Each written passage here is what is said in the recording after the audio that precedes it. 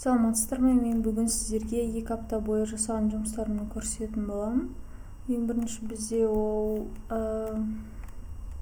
посттар, горизонтальный, вертикальный варианты. Горизонтальный варианты Астахабтың приложениесіне кететін болады. Әрбір ивенттің осындай посты болу керек делінген. Сол үшін горизонтальный вариантын жасауымыз керек. Вертикальный варианты Инстаграмға салынады Астахабтың. Міне осындай. Мынау мерекеге арналып жасалған сторис, постқа арналған дизайн. Одан кейін бізге Түркістан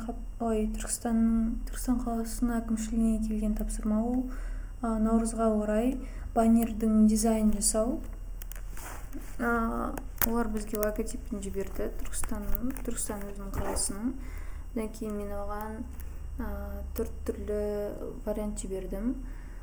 Осындай. Мына баннер горизонтальный, мына жақта вертикальный варианты бар.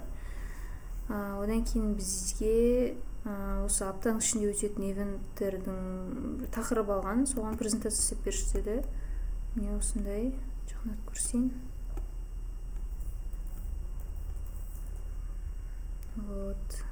Одан кейін бізге Түркістан хабқа заказ келген болатын. Оқу про деп аталатын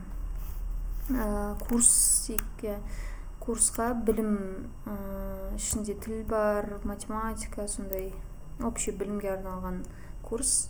Соған арнап біз логотип жасауды сұрады. Мен осылай шрифттарын ауыстырып істедім. Басында осындай скетч жасадым. Шрифттар қойдым. Ең ұнаған мынау шрифт болды. Одан кейін мен осыған цветтерін көрсеттім. Оған мынау қызыл цвет ұнады. Алынғы апта четверг күні болған болатын. Бұл заказ негізі айтылғаны ең бірінші болып, сол үшін толықтай бітпеді. Заказ клиентпен осымен болды. Қарағандарыңызға рахмет. Сау болыңыздар.